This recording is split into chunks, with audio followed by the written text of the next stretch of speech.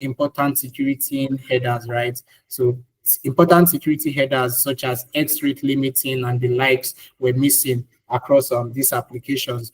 And as a result of this, we were able to carry out successful attacks such as brute force attack. So just I think in a particular scenario, there was a password reset function in the application, right? And the password reset was sending 4 digits code to the user of the platform. And then we noticed that, okay, when you want to, the function that allows you to impute this password reset pin, there was no X-rate limited enabled. And what does this mean for us? That means we have the ability to test as many combination of keys as possible. So, I mean, what we just did was simply generated a word list, right? Text on numbers, and then we started using our tool, and from that we're able to get into our test account. So what does this mean for the client? What this means for the client is ask to any register as username or email address, we can have access to their account by just requesting for password reset for that user. Then we brute force the pin. Once we get the right pin, then we lock out the user from their account. So for this, the remediation for this is quite straightforward. Try as much as possible to enforce these critical security headers on these applications, on this API application, right? And also we would also say that I would also love to add that in as much as we have a shift, right, from the traditional web application to API powered application, right? Because I mean, it's the right thing to do. It's like something that makes sense. You have an API that is feeding the web application, the mobile application, whether Android or iOS, and across all other platforms. You shouldn't, the developers shouldn't forget to implement some security measures which they would normally have implemented on the web application, right? This is still important for your APIs, right? So you shouldn't forget to put in place your web application firewall. You shouldn't forget to also do proper user input sanitization. Okay, so thank you very much. All right, thank you so much, Emmanuel and Habib. That was quite detailed. So I wouldn't want us to, continue to dwell on that. Again, let's not forget that if you have any questions, just you could just ask in the chat box, and we'll be glad to attend to all of your questions, right? Okay. Moving. Thank you, Daniel. Moving forward, legacy systems. Now, this one is it's funny how in 2024 we still have organizations using Windows Server 2008. We have organizations using Windows 8, Windows 7. We have organizations using Windows 12, Windows Server 2012, rather. And I just wonder, right? But again, I would like to, Emmanuel, it's funny, some of the things we see, or we saw rather, in 2024. So what would you say about these legacy systems and the vulnerabilities it poses on organizations, really? All right, thank you very much, sir. For legacy systems such as old Windows servers, right, that have very popular exploits such as Eternal Blue Caves, and those kind of exploits in that killer, right? I mean, it's something we over time, right? It's more like if you are going to like quite mature network environments, there's a high chance, there's like 80-90% chance that you're going to come about a system like this, and definitely it's a low-hanging fruit. If you are permitted to, then you can carry out exploit this particular vulnerability given the nature, right? But I would say in defense of the clients, right, some of these servers are actually necessary evil in this network environment, given the fact that a lot of them have quite a good number of legacy application, right? So there are applications that probably cannot function well in more recent servers, like maybe Windows Server 2016, Windows Server 2019, 22, 25. Yeah. So most time it's not really their fault. But one thing we tend to encourage most of our clients and those who we get to work with is, if it is necessary for you to use this kind of system, if it is necessary for you to use this system that has reached its end of life, then you can try as much as possible to in the system. So what do you mean by hardening the system, right? There are some services, right, that are known to have public exploits. There are some services that are known to be prone to misconfiguration. So if there is no need for such a service, then by all means you should disable this service. So an example, just like I mentioned, is Eternal Blue, right? Eternal Blue is an exploit that is common to port 139 and 445. Majorly port 445, right? So if port 445 is disabled on a Windows Server 2008 or Windows Server 2012 or Windows 7 or Windows XP, right, then there is no way for me to exploit Eternal Blue on that system, right? Then also, if you must have this service running in the environment, maybe you have an application that is making use of this SMB, right? Then by all means, the version of SMB that is vulnerable to Eternal Blue is version 1 and version 2. So you should try as much as possible to update your SMB version to version 3. So if you should do this, then definitely you know that, okay, you are free from such a vulnerability as Eternal Blue and those kind of things. So basically, in summary, I would say harden your system, and then if possible, upgrade the system. By all means, if you can move from Windows Server 2012 to 2019, please do not hesitate to do it. We know it's going to be hard work. We know it's going to be strenuous for your administrator or your IT team, but it's something that is worth doing.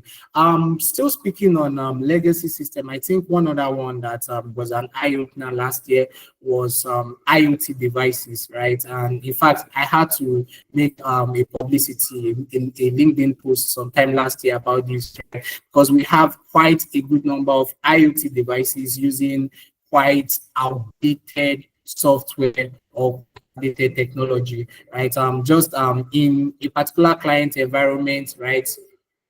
We had Wi-Fi access, right? And from there, we detected their access control device, right? That is like their fingerprint scanner for their doors, because like it's a smart organization. So we're able to basically this IoT device, this access control device was using an outdated technology. If my memory serves me right, this particular software that this was using was 2008 or 2012. And with basic research, right, we're able to find out a very popular and common exploit relating to this particular technology, right, which gave us access to all access control device in that particular organization. So just imagine everybody goes home today, and then when they are coming back tomorrow, we just come in the middle of the night and we pack all their servers, we pack all their IT devices, right?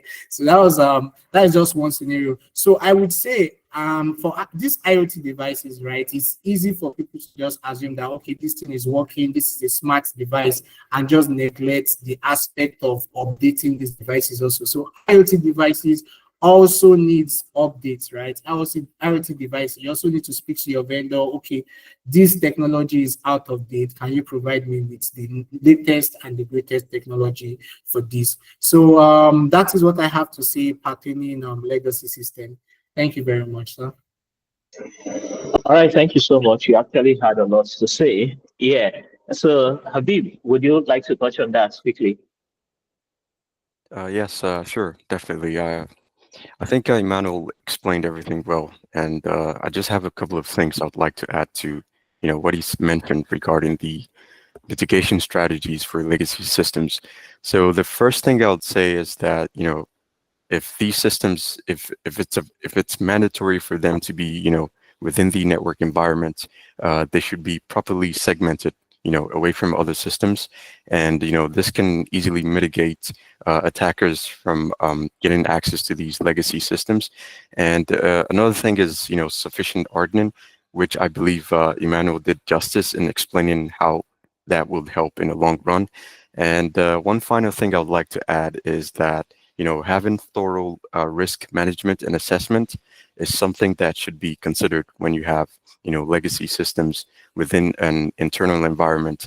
And we have a beautiful GRC team here at CyberPlural, and we worked together with them, with the client last year, and helping them to to have a risk management and assessment uh, you know uh, work, and it kind of expedited the whole process for us and as well for the client. And in considering things like how to, if this legacy systems are worth the risk, or if it's something that could be easily mitigated, or if it's something that can be transferred to a third party and whatnot. So I think that's pretty much everything I'd like to add to that. Thank you.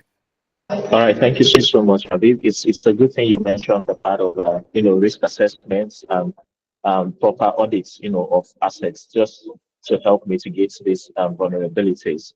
All right, so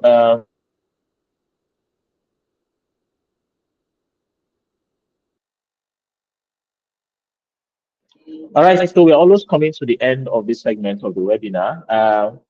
Well, what we'll be looking at finally is Active Directory misconfigurations, and this is really key because Active Directory is more like the heart, of an organizational network, right? It plays a vital role in information sharing, file sharing, and centralization of assets. It could be users, it could be uh, devices as well. So, and we in most of our tests last year, we noticed that there were lots of misconfigurations, which actually gave us, a proper foothold into the organization. So, Habib, I'll start with you. What do you think were some of the major misconfigurations when it comes to Active Directory in the environments we tested last year? Yes, thank you very much, Mr. Sam. So one thing that we noticed, I mean, it's pretty much, it's a default configuration that comes with Active Directory, and that is the notorious LLMNR poisoning.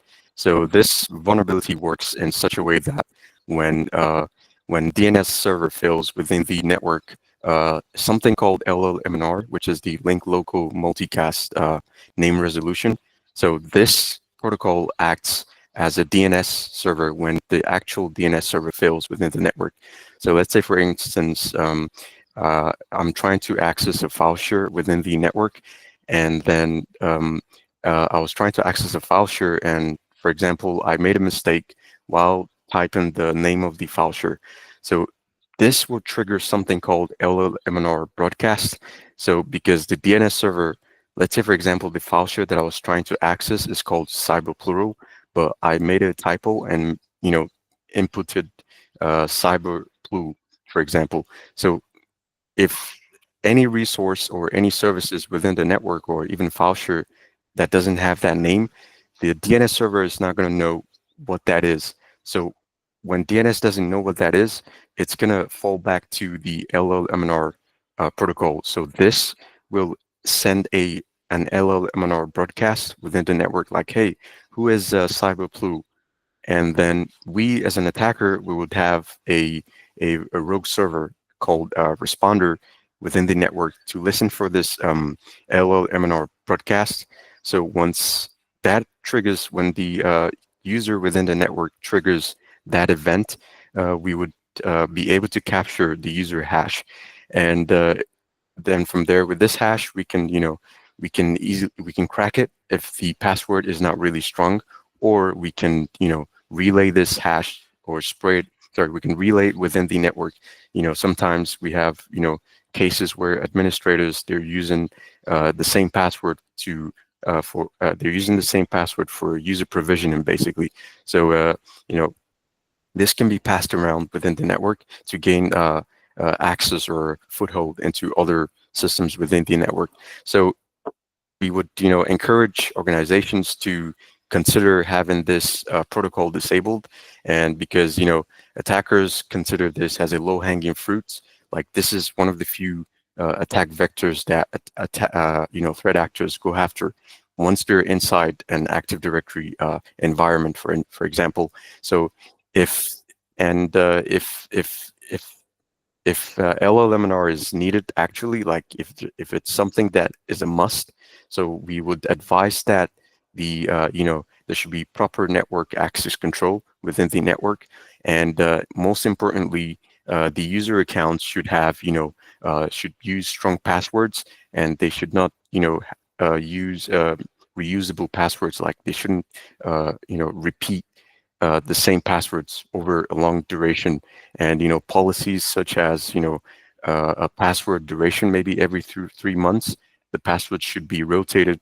So this would help mitigate the attack surface, and how the compromise on LLMNR poisoning.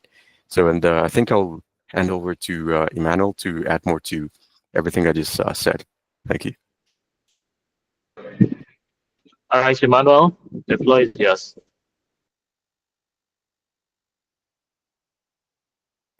All right. Thank you very much, sir. Thank you, Habib. Habib has done justice to that attack vector. I think also another one is LDAP, right? LDAP credential, right? That is passback attack for us. We've used this in a good number of the environments which we tested, which is also like an easy win for us. So basically,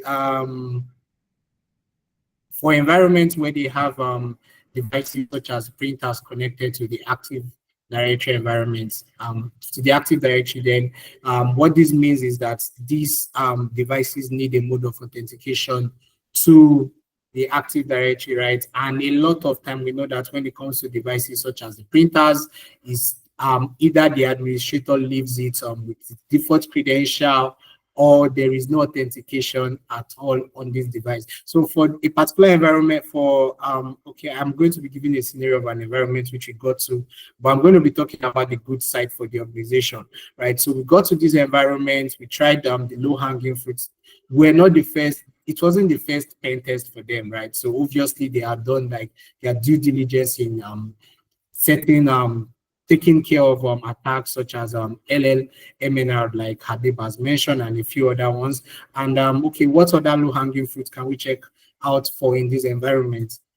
Decided to try the passback attack, right? Checked. We got a printer that was connected to the Active Directory, and lucky for us, the printer was using the default credential, right? We went to the LDAP tab, the settings, and then from there we discovered that the administrative user was used in configuring the printer. So what did we do? We just simply set a rogue device, and then we pointed the printer to our rogue device, and that we were able to extract the administrator's password. That was like a good win for us at that point. That was like 3 hours into the pen test. We already had the administrator's credential, but lucky enough for the client and unlucky enough for us, right? They had a good password rotation policy, and at the time we were spraying and retesting this administrative user's password, the password was no longer valid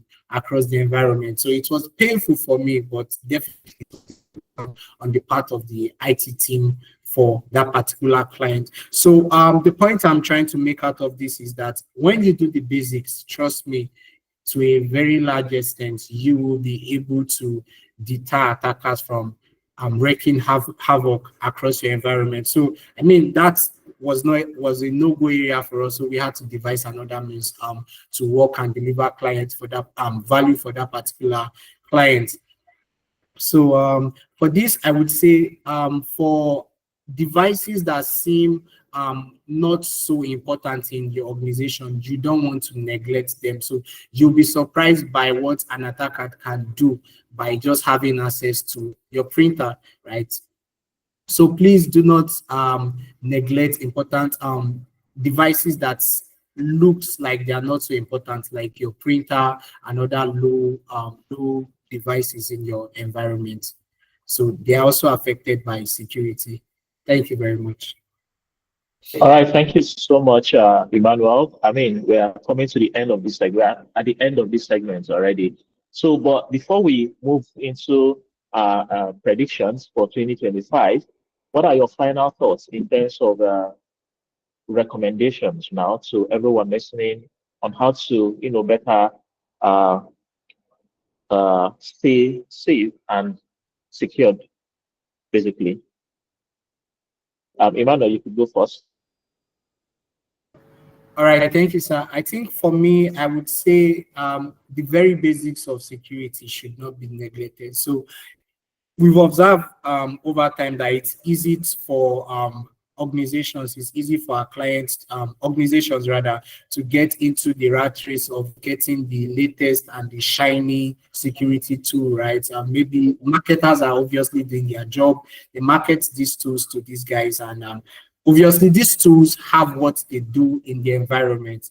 But then access to great tools, right?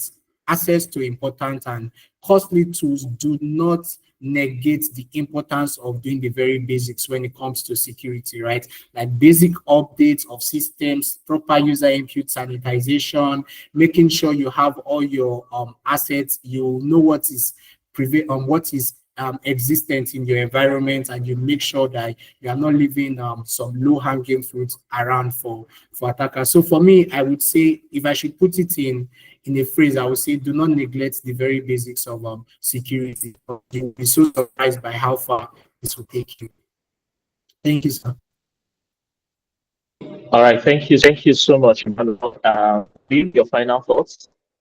Yes, sure. One thing I would like to add is that, you know, I feel like security awareness and training is paramount when it comes to securing these systems and network environments. And I can't really stress this enough, because I believe you can't really protect what you don't know about.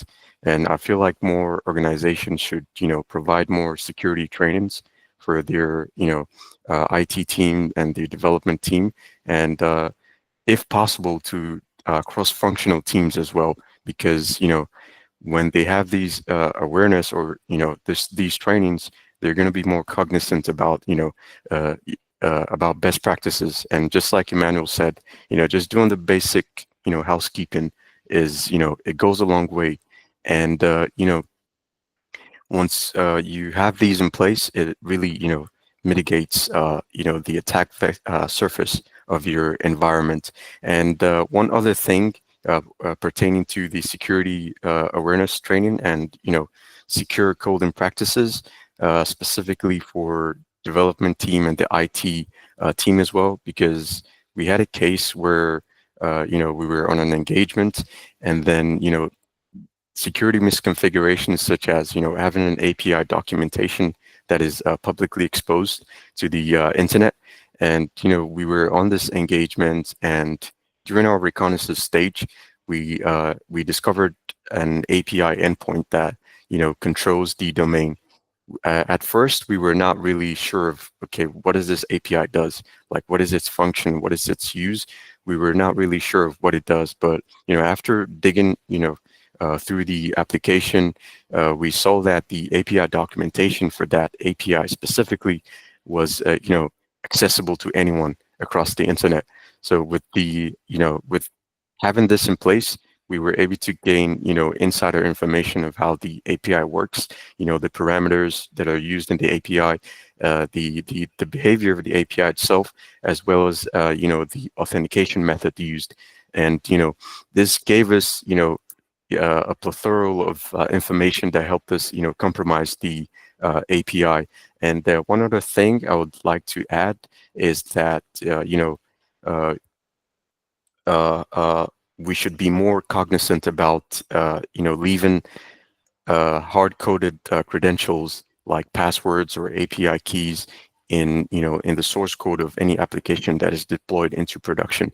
And thorough secure thorough code and review should be in place. And they should have these source code should be thoroughly checked for hard-coded passwords or API keys, or any sensitive information at large, because these are things that attackers look out for. Just doing some Google fool, like Google queries for GitHub repositories, for example. You can find repositories, their hosts' source codes, with leaked API keys and passwords. So this is something that we are trying to emphasize more on, for organizations to be more cognizant about. And one final thing is that we also discovered that some of the mature organizations out there that we tested have flat network architecture. And this was something that is not really good because it gives attackers or even security researchers like ourselves the ability to move laterally within the network. So if proper network segmentation is in place, it will slow down the process the whole process for attackers to compromise anything within the network. So, and that's pretty much everything I would like to add to, you know, for organizations and, people out there. Thank you. All right, thank you so much, Habib. That was quite detailed. You talked about training, and this is something we are so big on here in Cyber Plural. We provide all kinds of training as regards to cybersecurity, both for technical and non-technical staff, right? I can guarantee you get value for all of our training because I mean, when it comes to training, I can say confidently that we're one of the best in Africa, and be rest assured that you get value for any of the training package you decide to enroll with us. All right, so thank you so much, guys. We are done with that session, and we are going to be looking at the predictions for 2025 quickly. This is where we begin to act as prophets. We're seeing into 2025, right? Yeah, so but that's an enlighten us. So quickly, let's get your predictions for 2025. Emmanuel. All right, sir. For me, I would want to give my prediction for us as an organization and for things to look out, right? So I think for us, right, I expect a good number of tests relating more to API, right? Because we're having a lot more people build API-centric applications. So definitely, I expect us to have a good number of those pen tests for this year. And for those pen tests, I expect a good number of things which we detected last year, such as missing security headers and the likes on these platforms by the time we'll be testing them through the year. I think AI is one thing that we can't just do away with, right? And even for us, right, as a team, AI is helping us to be more productive as we are beginning to incorporate AI into our hacking process and the likes. And definitely it is making our research process way shorter and stuff like that. So I'm quite optimistic about what AI has to offer to us in the year 2025. As a pen tester, definitely it's going to make our research process quicker. And also, I would say for a good number of time last year, while using the available AI models we have out there, we will see like, oh, they give a lot of false data. In this year 2025, I expect the AI models to be a lot more mature and a lot more accurate, right? So we can use them better in doing our job. And also a lot more AI-centric security tools. I'm expecting a lot of that this year. And on the other side, right, for the bad guys, definitely we are preparing and expecting a lot of AI-powered attacks for the year 2025. Also, another thing I would love to touch on briefly is we have a lot more information being available online, right? It's becoming relatively easy. It's becoming more easy, rather, for a lot more persons to get into cybersecurity, right? And not everybody would use that knowledge for good. So I'm predicting that we expect a lot more opportunistic attack in the year 2025, right? Maybe somebody went to watch a YouTube video, somebody has gone to taking a cybersecurity course, and then the person decides to look for a victim organization to practice on online. So we are expecting a good number of that. And my advice is for those on this call is you have to try as much as possible to make sure that you don't end up being a victim of opportunistic hackers.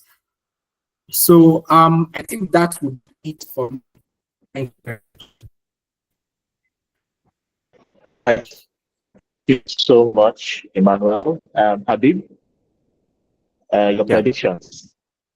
Okay. So I predict mostly, some of the predictions that I have, it's more pertaining to AI. I mean, we've seen the emergence of AI, being incorporated into applications and products. And when it comes to the aspect of social engineering, I think AI will play a prominent role in this because, we've seen startups such as, Rulebase, which is a company that uses AI agents to protect fintechs and banks from attacks such as account takeovers and impersonations and phishing attacks, more specifically on Vision, which is the variant of phishing, which is a kind of phishing attack that uses voice and interactive voice responses to, social engineer victims. So I think AI will, help in detecting these and also things like deepfakes. They're going to be more of these occurring, and it's going to be like a double-edged sword basically. Like, more AI is going to be used to generate deep fakes, and at the same time security professionals would use AIs to, like, detect these deep fakes. And another thing is that, I've been keeping tabs with a venture capital firm called Y Combinators. So this firm basically, I mean, for the past few years, I would say more specifically on 2024, like around, this is just a rough estimation of my calculation. I think around 90% of the companies they funded where, they had AI implemented into their products and services and solutions and whatnot. So we're going to be seeing a lot more of AI, AI applications and services and products as well. And it's at the same time, it's going to be a double-edged sword, just like I mentioned. Like, some of these will have, will open up more vulnerabilities because, AI, I mean, it helps us to be more productive, just like Emmanuel said. I mean, even we ourselves here as security professionals, we make use of AI, and because AI is still not at that level, it would definitely has its own flaws. So it would definitely leave more vulnerabilities out there. So this is something I believe we should keep an eye on and make sure that if we're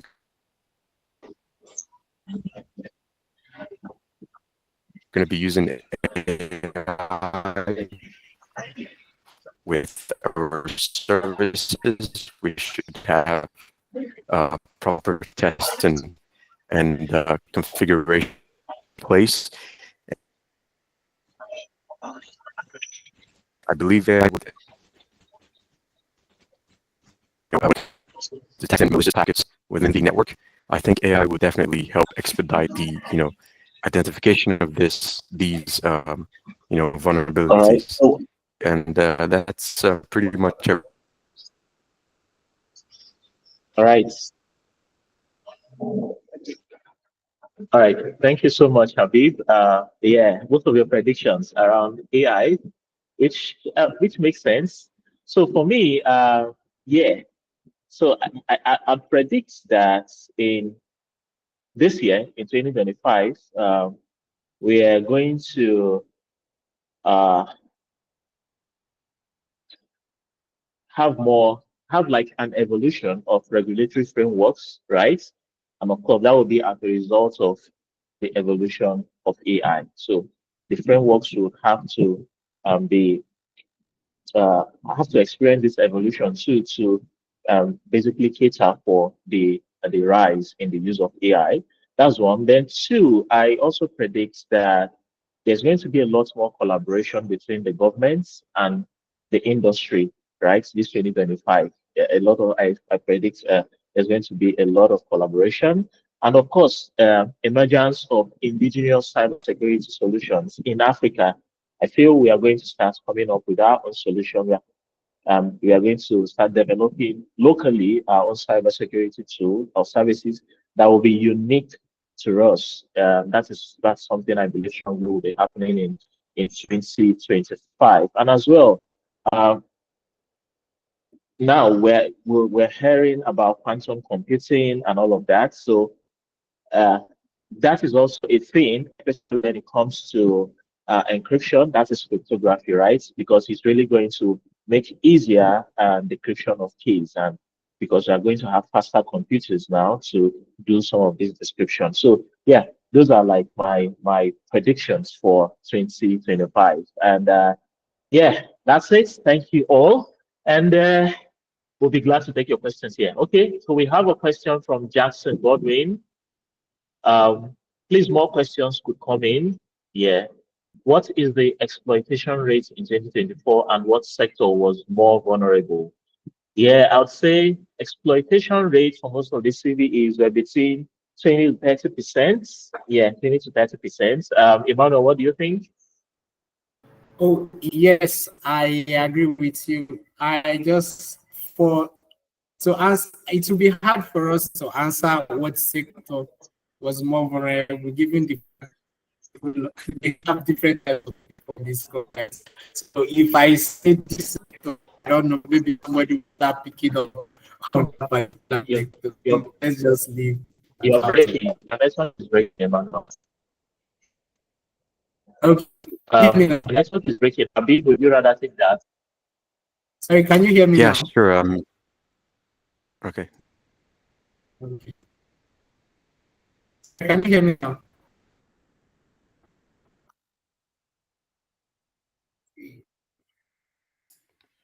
Uh, your network is still breaking up. Okay, just go ahead, Abid.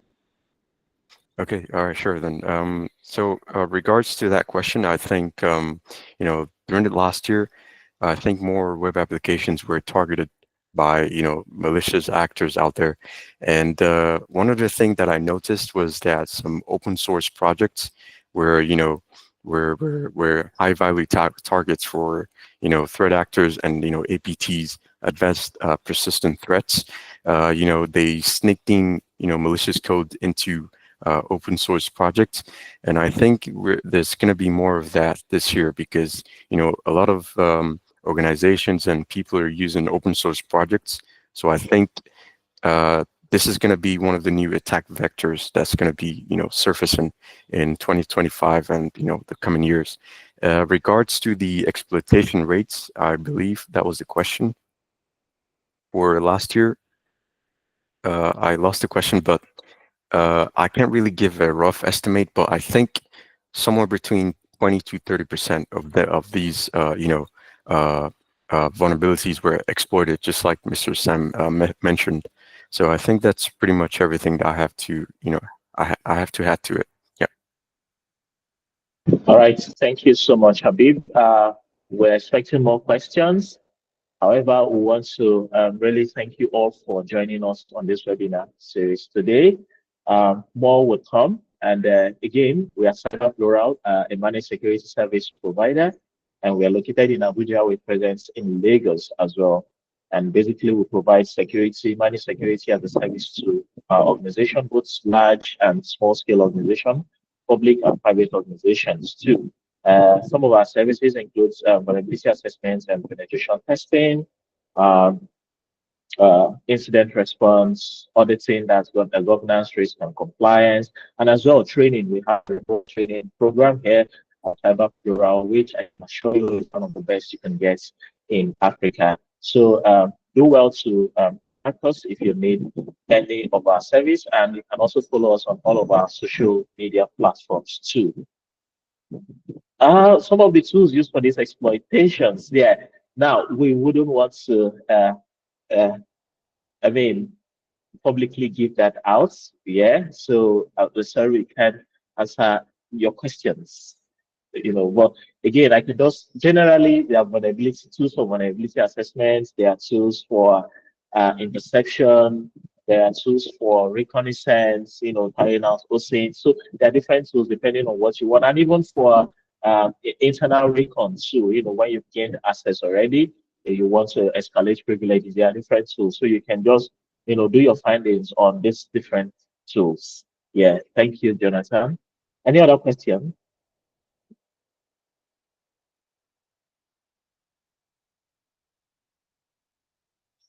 All right, so it's 3 o'clock, and we like to keep to time on our webinar series. So again, we want to thank you all for joining, and we are wishing you the best of 2025.